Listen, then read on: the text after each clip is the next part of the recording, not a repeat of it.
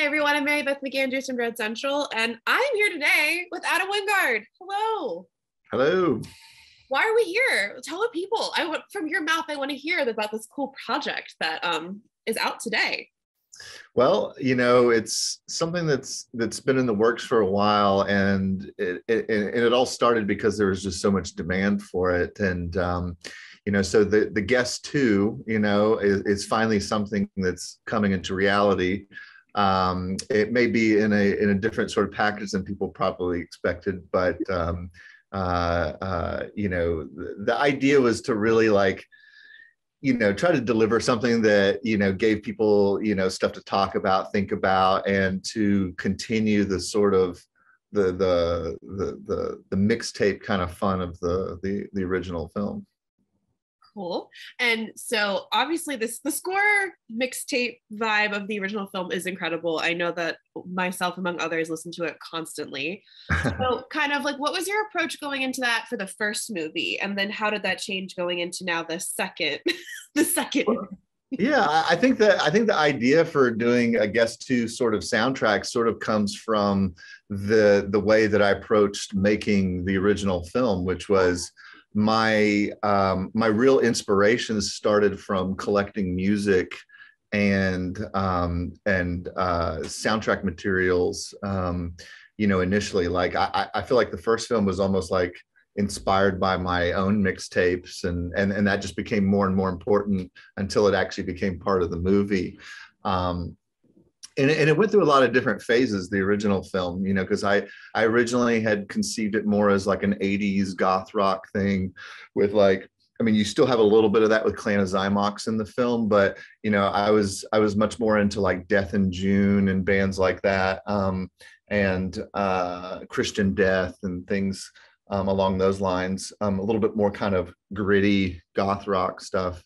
But as the production kind of evolved, that slowly shifted into more of a synthwave type of thing, and much more of a, which in some ways is what the film is. It's like the soundtrack became less of just using 80s songs, and it became more abundant of music that was inspired by the 80s, that have a real 80s sound to them. That's where like Survive comes in. That's where like bringing people like Steve Moore onto the project to do the composing, and obviously there's still a whole lot of like real 80s music, like DAF, which is one of my favorite bands of all time, and things like that.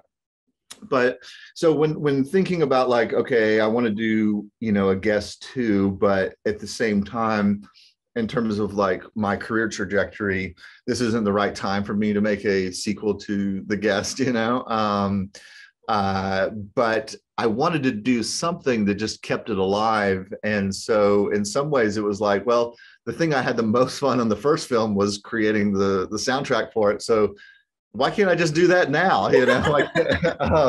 So that's sort of like where it got started. And plus I think the pandemic really kind of helped that, because like I was finishing up Godzilla versus Kong as the pandemic started, and people were kind of at home, and it felt like, well, this is something fun that we can actually do right now. And there's, and also it was just an excuse for me to meet a lot of really cool musicians and work with some people that I'd wanted to work with over the years, like Makeup and Vanity Sets, like one of my favorite bands. And, I had talked to them at one point about, Matt, who's the main person of the band, or he is the band really.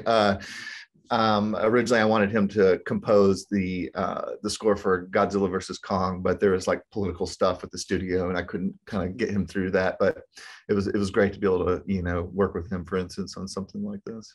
Hell yeah. And you have a song on The Guest too, right? I do, yeah. I guess probably that was, I think, deciding to do the Guest 2 soundtrack the way we did was sort of like a selfish thing for me as well, because I needed something for myself to do, not just compiling music. And and so it's funny because whenever I did the Guest, I really didn't consider myself like a musician at all.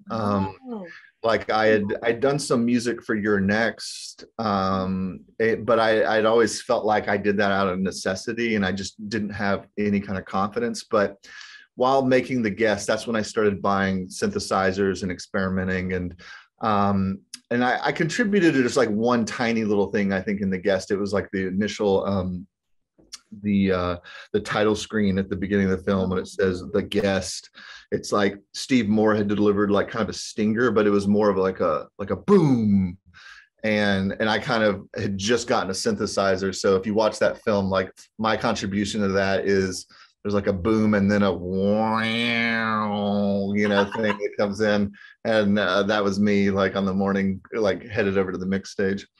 But yeah, like I over the years I've been working a lot more on music. I released my first album, like God, when was that? Was that 2020? I think at the end of 2020, called Past Life Regression, which was sort of based on like a hypnotic session that I'd done to uncover, past life memories and stuff. And I had like a really trippy experience doing that. How was that? I want to hear about that. Yeah, well, I mean, with that one, like Mondo put it out, and it kind of went under the radar a little bit, just because it was released during the pandemic, and what happened is back when it was actually during the making of Death Note, I was under the influence of some psychedelics, and I started having I started going in and out of consciousness weirdly, like where suddenly like everything would just kind of go like almost like I was asleep, and then I'd be coming to, and I was talking out loud to my girlfriend about something weird that made no sense to me, right? So like I'd come to and I'd be in the middle of finishing a sentence, and she was kind of taking in everything I was saying, and it turned out I was like, I started having a little bit more recall as the night went on, but like I was describing an event in the early 1900s where I was in a officer uniform, and I had like these like little black rim glasses, and I was with another military officer, and we were getting in a kind of a convertible Model T looking vehicle, and we were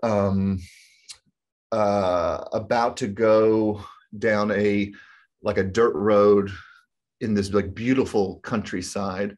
And I remember there was a girl there, and she had some flowers, and she was like talking to us before we left, and we drove off and just went down this road, and that's literally like the main image that I had was this. And but it was just so strange because it was just so random, like I wasn't expecting to have that happen, or to, and it's such an almost mundane memory too, to have. And later on, after like, I guess a couple months after that happened, I went and found a specialist who does hypnotic regression specifically for like things like past life and stuff. And so I did a hypnotic session, and I got a little bit more information. Like I pulled out like 1923 was the year, and Yorkshire, England was sort of like the name that came out of that in terms of the location, which is funny because I don't know anything about Yorkshire, but I looked it up and I was like, wow, this really does look like the the area that I was in. I looked at some photos and stuff, and the whole thing was just really crazy, and even beyond the memories and the recall stuff that I had from that, just doing the hypnotic session and the feeling, both of the spontaneous version that I underwent and the version that was led by the hypnotherapist, were both just so interesting in terms of the vibe that it gave me, that I tried to depict that in music form. That's where the album came up. And I'd been playing with music, like I said, since really the Guest, over the years, but I didn't really have any structure. And what I realized is once this past life regression event happened, I was like, this was the structure I was kind of looking for. It was like I could almost take this event as like the story of the album, which is what I needed. Yeah.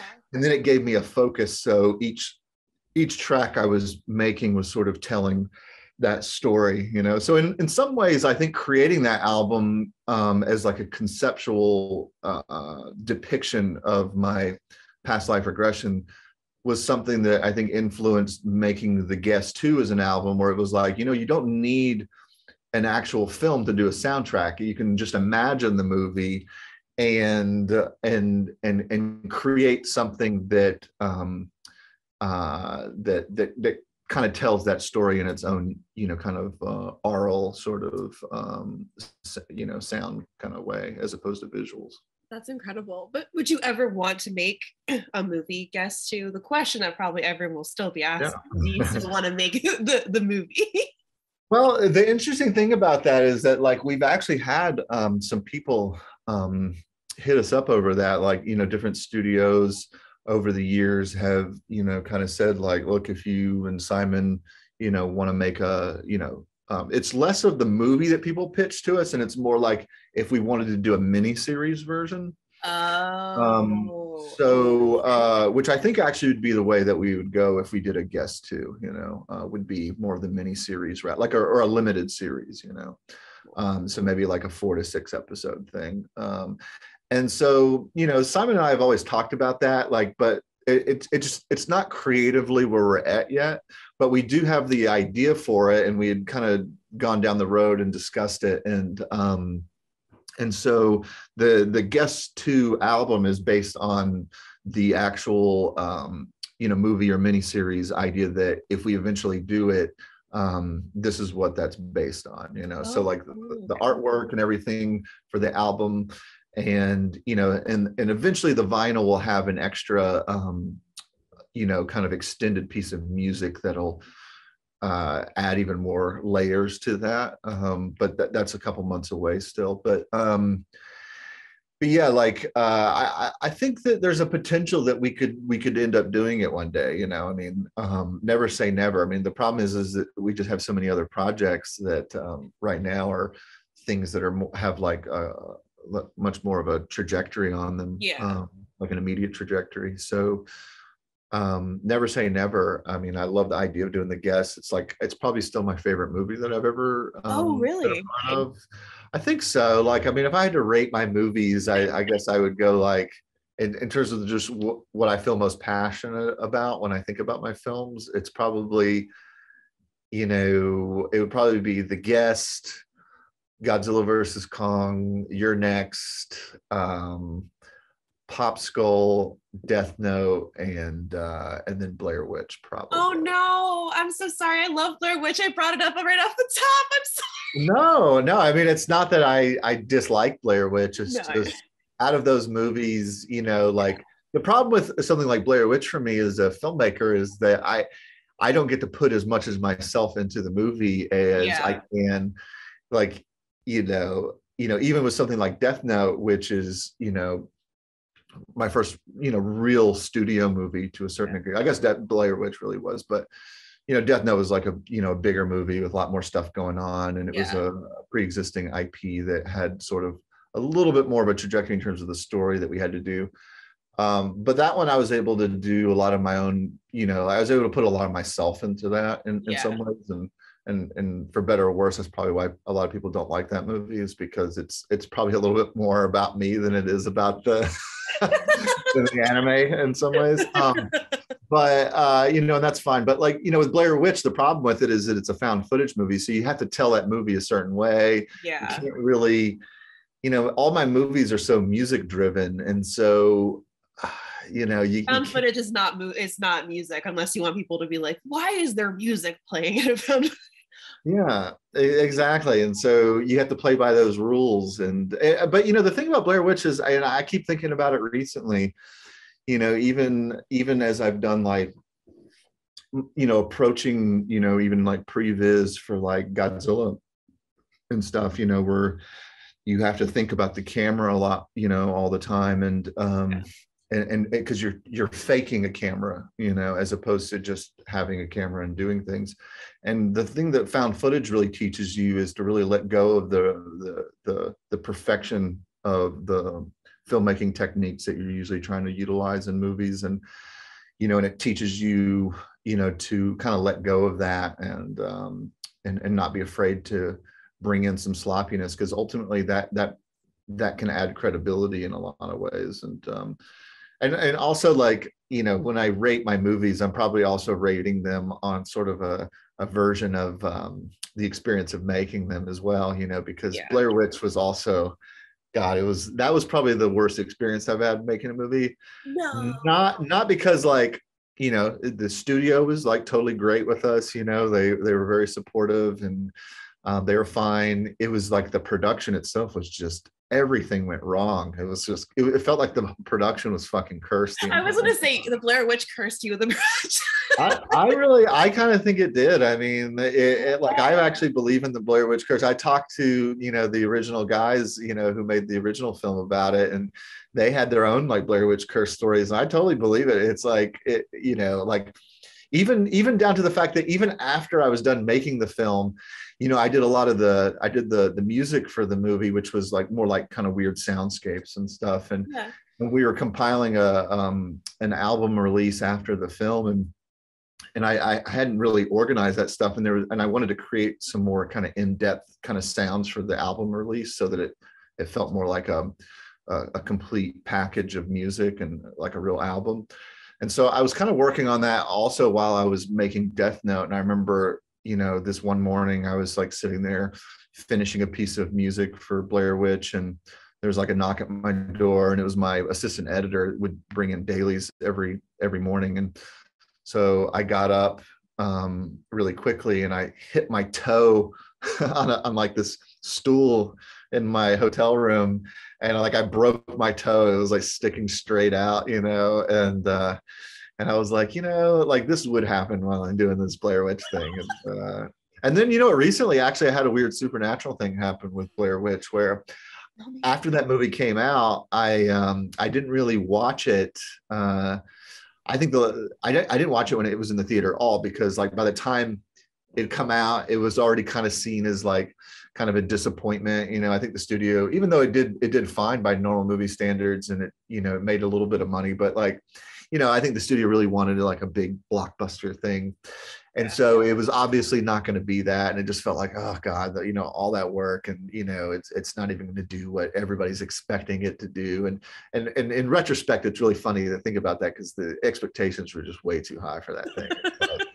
You know, it's a fucking Blair Witch sequel. I was going to say Blair Witch sequel. Like, I know the first one did really well, but it's a Blair Witch sequel in 2016. It's hard. It is. Yeah, exactly. It's really silly to think about in retrospect.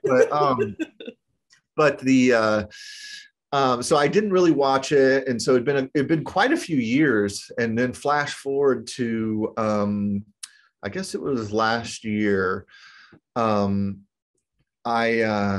I was in my my house again. This is during the pandemic. Lots of weird stuff happens during the pandemic. But like, I'm in my house, and I saw, like, for this short period of time, I was like using YouTube TV, you know, which has commercials and stuff, and I was flipping through there, and I saw Blair Witch was on there, and I was like, oh, and it's got commercial breaks. I was like, you know, I've never seen any of my movies with commercial breaks. I haven't seen Blair Witch in years. I'm gonna watch Blair Witch with commercial breaks and just see what that's like, you know. And so I was like watching the movie. And about halfway through the film, you know, I had to take a piss, and so I paused the movie, and I go into the restroom, and I'm sitting there, I'm urinating, you know, just do, and then kind of look over, and then I realized that all the cabinets in my bathroom somehow had opened up. It was like every single one of them, like underneath my sink and stuff, which I never open. And they're the type of cabinets where, you know, when you shut the cabinet, it kind of locks in. You know? And they're just all standing straight open. And I was like freaked out, you know, like, because even as I was watching the film, I was like, yeah, Blair Witch Curse, I don't think it's going to affect me just watching the movie, and then sure enough, like, so I got freaked out. I called Simon up, and it was like, and Simon's reaction was like, well, like, when was the last time, you were in your house? And I was like, well, I don't remember what the answer was, but his concern was that, he's like, sometimes when people break into your house, like, they go through your cabinets because they're looking for drugs or money or something. And so that was freaky. So then I started looking through all my closets and stuff, somebody in my house. But yeah, it was freaky. Oh my God. Thank you. No, thank you. And I live in Maryland near Burkittsville. So I always like, oh, wow. Yeah, I'm born and raised around here. So I always tell everyone, I'm like, I was born and raised near where the Blair Witch took place because it makes me feel so cool.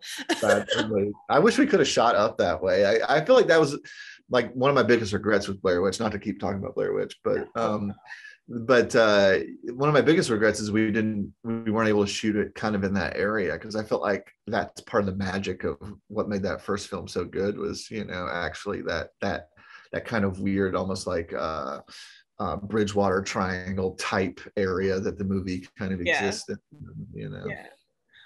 So kind of pivoting from Blair Witch though, and moving on, you moved up into like, Death Note and Godzilla. What was it like for you to pivot from like these smaller, like Your Next, like incredible horror movies, but pivoting into like studio stuff? Like, how wild was that? Especially Godzilla versus Kong, which is like so on the opposite end of the spectrum of stuff you've made in the past. It feels just like in terms of scale, and it's incredible. It was incredible to see that happen for you as a fan of your work. And so, what's that been like for you as a filmmaker?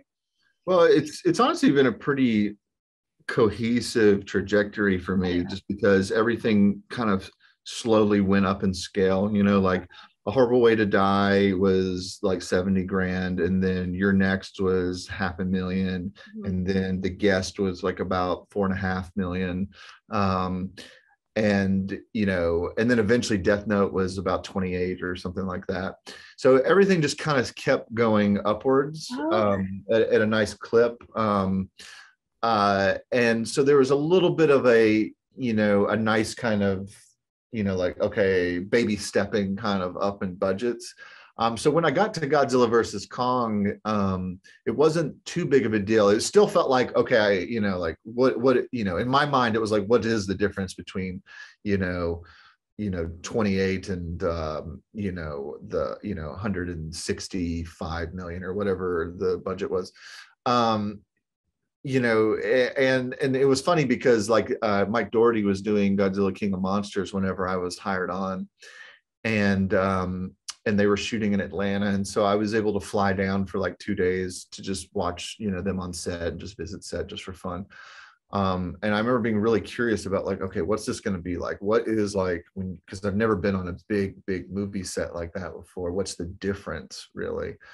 And it was kind of reassuring because, when you show up, the footprint of the movie's bigger, like it extends out more, like there's more craft services outside, there's more trailers, but as you get closer to the set, maybe the sets are a little bigger, but ultimately it's the same amount of people behind the camera working around what's going on immediately around the camera is very similar to any other movie production you're on, because you only need a certain amount of people to do that, And so it was kind of nice because then you realize, at the end of the day, movies are movies, and it can be summarized as simple as making a movie is, putting stuff in front of the camera, and that really doesn't change on any scale. So so I kind of walked away from that feeling better. It's just the scope of a bigger movie.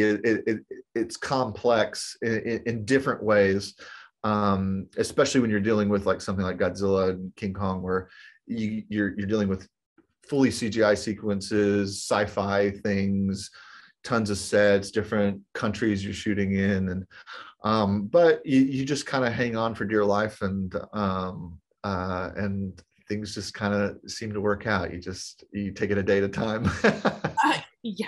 I'm gonna ask, probably can't answer, is there anything you're working on with Godzilla coming up? It sounds. I probably shouldn't say anything about that right now, but No, I figured, but I wanted to ask. But in terms of Godzilla, though, like, did you grow up watching Godzilla? Were you a big kaiju monster movie fan? oh yeah, oh yeah. Like I mean, I think probably some of my earliest memories are of watching Godzilla movies at home, before I was going into even preschool and stuff, because those are the kind of things that would always be on television. And the 80s Godzilla film was relatively new, and so it was playing a lot on TV. And I remember the Smog Monster one was something that made a big impression. I love her. I love the Smog Monster. Me too. That's one of my favorites. Yeah, so those movies were really important to me growing up, and I still just remember the the feeling of watching those films and really imprinting on the monsters as characters, and having fully realized ideas about what's going on in these monsters' heads versus probably what was going on screen. Yeah.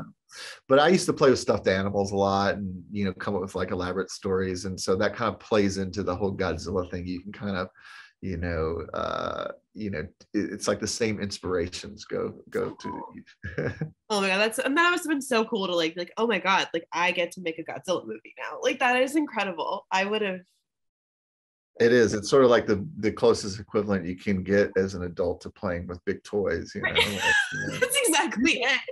Well, that's the thing about being a kid that nobody really talks about, and I mean, I'm assuming everybody else is like this, but I remember, because I have like three brothers, and when we played with toys, it was like an all day thing. It was like you get out like all your toys. It wasn't just like, okay, I got my GI Joes, and we're gonna play like this character is a GI Joe and this character is a Cobra, and we're gonna play by those rules. It was like, okay, I got my Aliens toys, I got my GI Joe toys, I got my He-Man toys, I got you got them all, and it's just like whatever your favorite toys are, you got these groups, and you come up with these weird storylines, and you play them out, and it's very elaborate sometimes, and I think a lot of people probably transition that into role-playing games.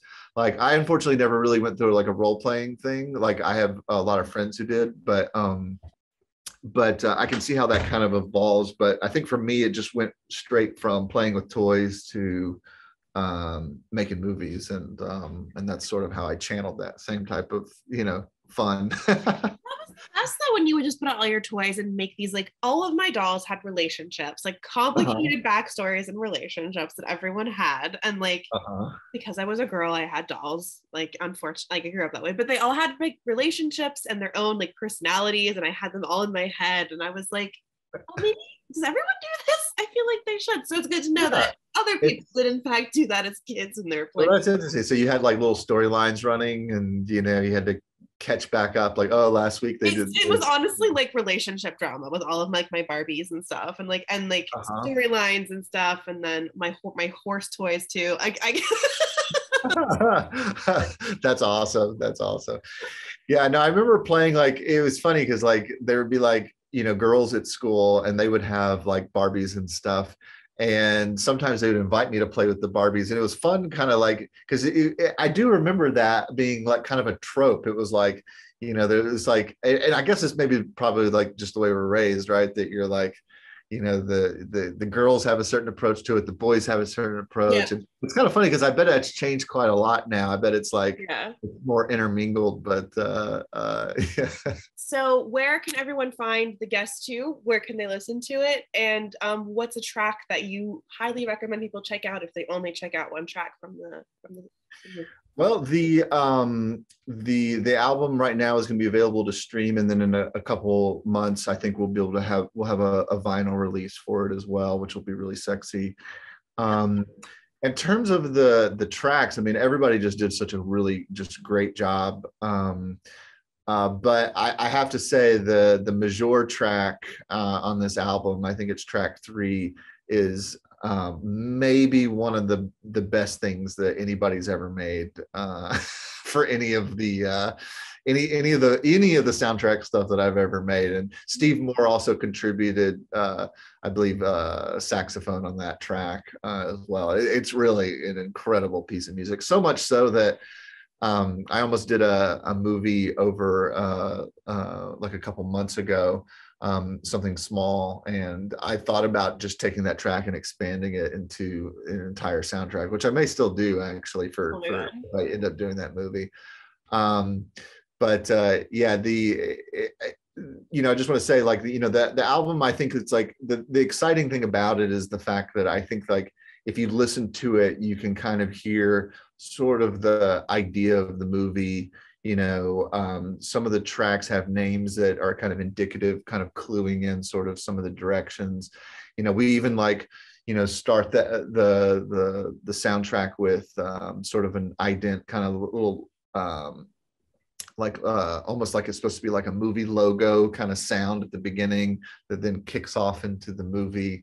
And then, of course, Steve Moore did two pieces of what are supposed to be kind of score, tracks for the film, which are sort of like reprises of themes he did in The Guest, with like sort of more of an elevated kind of like budget sound, as though the scope of the film is bigger. And in addition, like, again, like, I, for a lot of the artists on here, I would pitch sort of an idea for a scene, and then they would kind of do their interpretation of it. Some people I would just, say we need sort of this sound, and they would kind of hit that. And then some of them I would actually say, okay, this is sort of the scene that you'd be composing music to, and then they would do their take on it. And so you end up with lots of really cool stuff that really sounds like you're listening to a soundtrack. So That's amazing. Well, so excited for everyone to check it out. And thank you so much, Adam. It was lovely to chat with you. thank you. It was a lot of fun.